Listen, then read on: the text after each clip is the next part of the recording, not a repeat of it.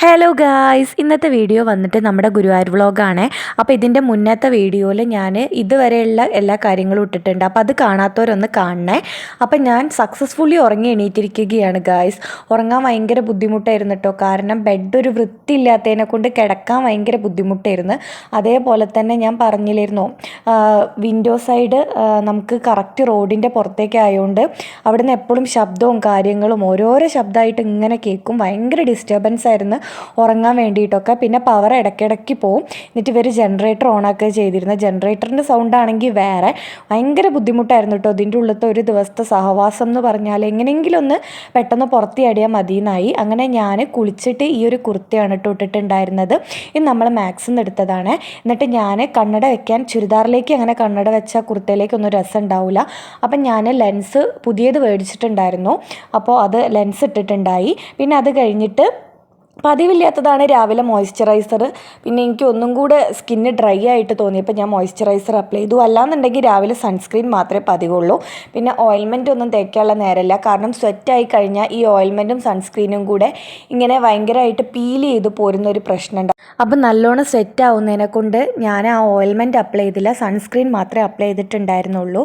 പിന്നെ അത് കഴിഞ്ഞിട്ട് ഞാൻ ബ്ലഷ് കുറച്ചൊന്ന് ചുവന്നിരിക്കാൻ വേണ്ടിയിട്ട് ബ്ലഷ് അപ്ലൈ ചെയ്തു. പക്ഷേ ഇതിൻ്റെ ഒരു ആവശ്യം ഉണ്ടായിരുന്നില്ല. അമ്പലത്തിൽ പോയി വന്നപ്പോഴേക്കും ഞാൻ നല്ലോണം ചുവന്നിട്ടുണ്ടായിരുന്നു വെയിൽ കൊണ്ടിട്ട്. അങ്ങനെ ഇത് മാൾസിൻ്റെ നമ്മൾ പുതിയത് മേടിച്ചിട്ടുള്ള ബ്ലഷാണ് കേട്ടോ. ഇതില്ലേ മേടിച്ച സമയത്ത് എനിക്ക് നല്ലതായി തോന്നിയെങ്കിലും പിഗ്മെൻറ്റേഷൻ കുറവാണ്. നമ്മൾ ബ്ലെൻഡ് ചെയ്യുന്ന സമയത്തില്ലേ നല്ലോണം കുറച്ച് കൂടുതലിട്ട് ബ്ലെൻഡ് ചെയ്യണം, എന്നാലേ അതിൻ്റെ ഒരു എക്സാക്റ്റ് ഷെയ്ഡ് കിട്ടുള്ളൂ കേട്ടോ. അപ്പോൾ ഈ ഒരു ബ്ലഷിനേക്കാളും എൻ്റെ കയ്യിൽ ആദ്യം ഉണ്ടായിരുന്ന എനിക്ക് മറ്റേ വേറൊരു ബ്രാൻഡിൻ്റെ ബ്ലഷാണ് ഇഷ്ടമായത്. ഇനി ഞാൻ റീപർച്ചേസ് ചെയ്യുമ്പോൾ ആ ഒരു ബ്രാൻഡേ വാങ്ങുള്ളൂ. അത് കുറച്ച് റേറ്റ് കൂടുതലായതുകൊണ്ടാണ് ഞാൻ ഇതിലേക്ക് സ്വിച്ച് ചെയ്തത്. പക്ഷേ പിഗ്മെൻറ്റേഷൻ കുറവാണ്.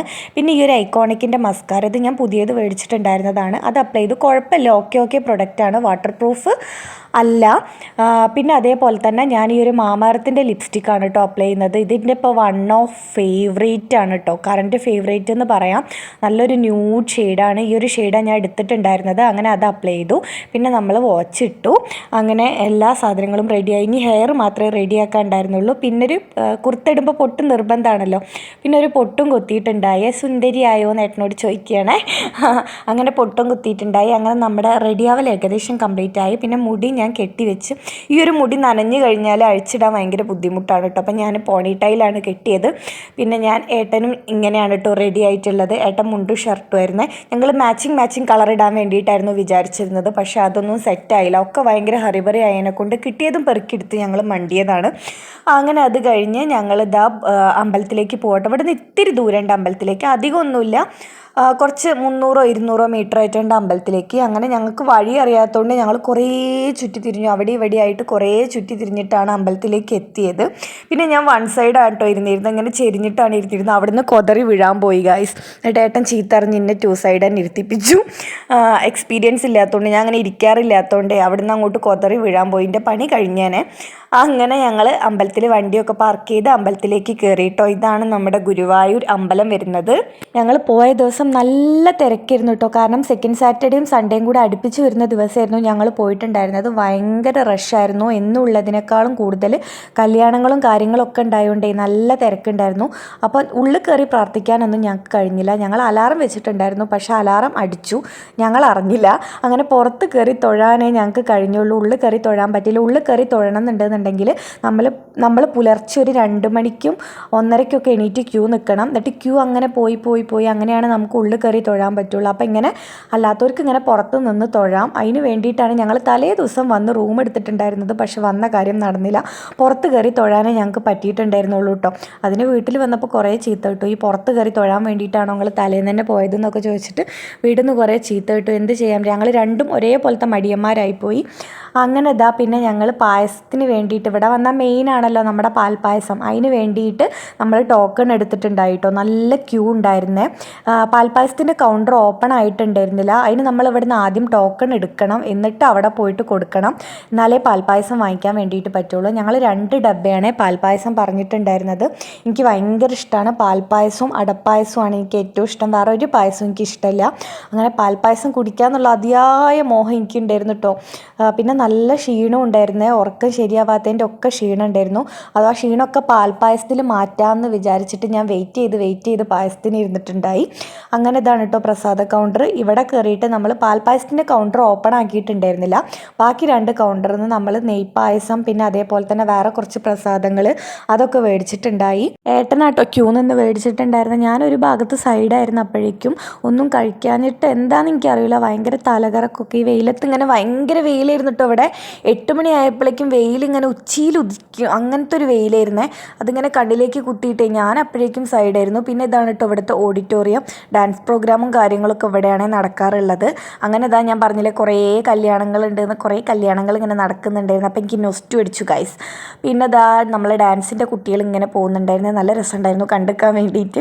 പിന്നെ ഞങ്ങൾ മറ്റേ പാൽപ്പായസത്തിൻ്റെ കൗണ്ടർ ഓപ്പൺ ആകുമ്പോഴേക്കും ഞങ്ങൾ എന്ത് ചെയ്തു, ചായ കുടിക്കാമെന്ന് വിചാരിച്ചു.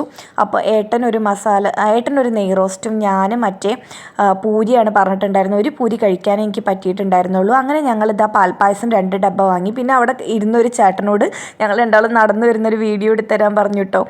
അങ്ങനെ ആ വീഡിയോയും എടുത്തു. പിന്നെ ഇതാട്ടോ അമ്പലത്തിൻ്റെ സൈഡിൽ വരുന്ന കുറേ കടകൾ അങ്ങോട്ട് നീണ്ട് കിടക്കുന്നുണ്ട്, കുറേ സാധനങ്ങളൊക്കെ ആയിട്ട്. അങ്ങനെ ഞങ്ങൾ അവിടെ ഒരു കടയിൽ കയറിയിട്ട് കുഞ്ഞൊരു കൃഷ്ണൻ്റെ സംഭവമൊക്കെ മേടിച്ചിട്ടുണ്ടായി. അത് വീഡിയോ എടുക്കാൻ വിട്ടുപോയിട്ടോ. അവിടെ ഭയങ്കര വിലയാട്ടോ സാധനങ്ങൾക്കൊക്കെ. നമ്മൾ ബാർഗെയിൻ ചെയ്താലും അവർ കുറച്ച് തരുമൊന്നുമില്ല. അവർ പറഞ്ഞ വിലയ്ക്ക് നമ്മൾ സാധനങ്ങൾ എടുക്കണം, ഇല്ലയെന്നുണ്ടെങ്കിൽ വാങ്ങാതെ അങ്ങോട്ട് പോരും, അത്രേ നിവർത്തിയുള്ളൂ. പിന്നെ അവിടെ മയിൽപ്പീലി കണ്ടപ്പോൾ എനിക്ക് ഭയങ്കര ആഗ്രഹം ഉണ്ടായിരുന്നേ വാങ്ങാൻ. ആ ഒരു ബണ്ടിൽ ഒന്നാകെ വാങ്ങാനായിരുന്നു, ഒന്നാകെ വാങ്ങാനായിരുന്നു എനിക്ക് ആഗ്രഹം. അങ്ങനെ ഞാൻ കുറേ അതും പിടിച്ച് നിന്നിട്ടുണ്ടായി. പക്ഷെ കൊണ്ടുപോകാൻ ബുദ്ധിമുട്ട്, കാറിലല്ലാത്തതുകൊണ്ടേ നമ്മളത് അവിടെ എത്തുമ്പോഴേക്കും ഒടിഞ്ഞു പോകും. എങ്ങനെ ഒടിഞ്ഞു കുത്തിയിട്ടാണ് വരുന്നത്. ഇങ്ങനെ ഒരു ബണ്ടിൽ വാങ്ങാൻ എനിക്ക് ഭയങ്കര ഇഷ്ടമുണ്ടായിരുന്നു. പക്ഷെ അത് കൊണ്ടുപോകാൻ ബുദ്ധിമുട്ടായതുകൊണ്ട് അവിടെ തന്നെ വെക്കേണ്ടി വന്നിട്ടോ. എനിക്ക് ചെറുപ്പം മുതലേ ഉള്ള ആഗ്രഹമാണ്. ആ മീശമാധവൻ സിനിമ കണ്ടപ്പോൾ അങ്ങനെ മയിൽപ്പീലി ഇങ്ങനെ റൂമിൽ വാങ്ങി വെക്കണം എന്നുള്ളത്. പക്ഷെ നടന്നില്ല. അങ്ങനെ അതാ ഒരു മയിൽപ്പീലിക്ക് 15 രൂപയായിരുന്നു അവിടെ റേറ്റ് വരുന്നത്. അങ്ങനെ നമ്മൾ പിന്നെ റൂമിലേക്ക് നടന്നു പോകുന്ന വഴിക്ക് കരിമ്പ് ജ്യൂസ് കണ്ടു. ഇതിൻ്റെ ഫേവറേറ്റ് ആട്ടോ. കരിമ്പ് ജ്യൂസ് ഫേവറേറ്റ് ആയിട്ടുള്ള വേറെ ആരൊക്കെ ഉണ്ട്? എല്ലാവരും പറയും റോഡ് സൈഡിൽ നിന്നൊന്നും ഇങ്ങനെ വാങ്ങി കുടിക്കരുത് എന്നൊക്കെ. പക്ഷെ എനിക്കത് വാങ്ങി കുടിക്കാതിരിക്കാൻ പറ്റില്ല. കരിമ്പ് ജ്യൂസ് കണ്ടാൽ എനിക്കത് എന്തായാലും വാങ്ങി കുടിക്കണം, എൻ്റെ ഫേവറേറ്റ് ആണ്. ഇപ്പം പിന്നെ പുതിയ മെഷീനും കാര്യങ്ങളൊക്കെ ഉണ്ടായതുകൊണ്ട് മറ്റേ മെഷീനേക്കാളും വൃത്തിയുണ്ടത്. അങ്ങനെ പിന്നെ ഞങ്ങളൊരു 11 മണിയൊക്കെ ആയി, 11:30 ആയപ്പോൾ റൂമിലെത്തിയിട്ടുണ്ടായിരുന്നു. ഭയങ്കര ടയേർഡായിരുന്നേ. ഞങ്ങളൊന്ന് കിടന്നുറങ്ങാമെന്ന് വിചാരിച്ചു. അങ്ങനെ ഞങ്ങളിതാ ക്ഷീണമൊക്കെ മാറ്റാൻ വേണ്ടിയിട്ട് ഒന്ന് കിടന്നിട്ടുണ്ടായി. ഇനിയൊരു അടി അനങ്ങാൻ പറ്റാത്ത അവസ്ഥയായിരുന്നു കേട്ടോ. അത്രയും ഭയങ്കര ക്ഷീണമായിരുന്നേ, ഉറക്കം ശരിയാവാത്തതിൻ്റെ. ഈ ഒരു ഉറക്കം ഞങ്ങൾ നല്ലോണം ഉറങ്ങിയിട്ടുണ്ടായിട്ടോ. നല്ല സുഖമായി ഒരു ഉറങ്ങാൻ വേണ്ടിയിട്ടാണ് ഇവിടെ വന്നതെന്നാണ് എനിക്ക് തോന്നുന്നത്.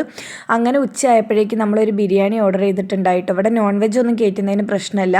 അപ്പോൾ ഞങ്ങളൊരു ബിരിയാണി 2 ഹാഫ് ബിരിയാണിയാണ് ഓർഡർ ചെയ്തിട്ടുണ്ടായിരുന്നത്. കുഴപ്പമില്ലായിരുന്നു, ബിരിയാണി ഓക്കെ ആയിരുന്നു.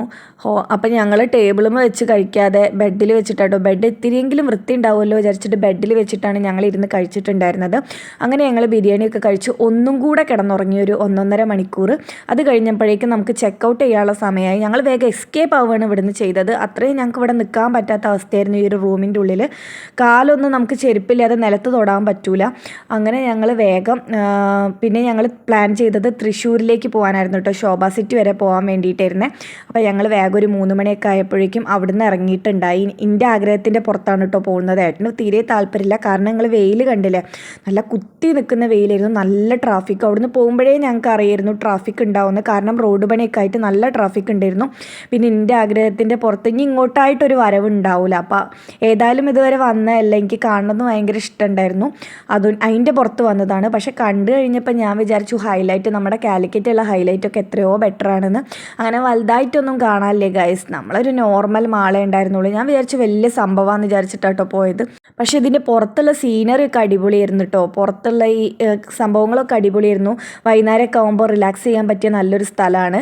ഉള്ളിലൊന്നും വലിയ കാര്യമായിട്ടൊന്നും കാണാൻ വേണ്ടിയിട്ടുണ്ടായിരുന്നില്ല. ഇതിലൊക്കെ എത്രയോ ബെറ്ററാണ് നമ്മുടെ ഹൈലൈറ്റ്. ലുലു മാൾ കാണാൻ പോയപ്പോഴും, അതായത് കോഴിക്കോടുള്ള ലുലു മാൾ കാണാൻ പോയപ്പോഴും തന്നെയായിരുന്നു അവസ്ഥ. അങ്ങനെ ഞങ്ങൾ ആദ്യം പോയത് ഫുഡ് കോർട്ടിലേക്കാണ്. ഫുഡ് കോർട്ടൊക്കെ ചെറുതേ ചെറുതായിരുന്നു കേട്ടോ, വലുപ്പമൊന്നും ഇല്ലായിരുന്നു.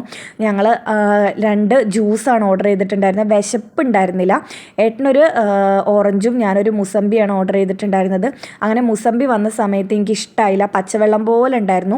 അങ്ങനെ ഞാനത് അവരോട് പറഞ്ഞു. ഇങ്ങനെ പറയുന്നതൊന്നും ഏട്ടന് ഇഷ്ടമല്ല കേട്ടോ. ഒരു സാധനം നന്നായിട്ടില്ലെങ്കിൽ ഞാൻ പെട്ടെന്ന് പോയി പറയും എനിക്കിഷ്ടമായില്ല എന്ന്. പക്ഷേ ഏട്ടൻ അത് ഇഷ്ടമില്ല.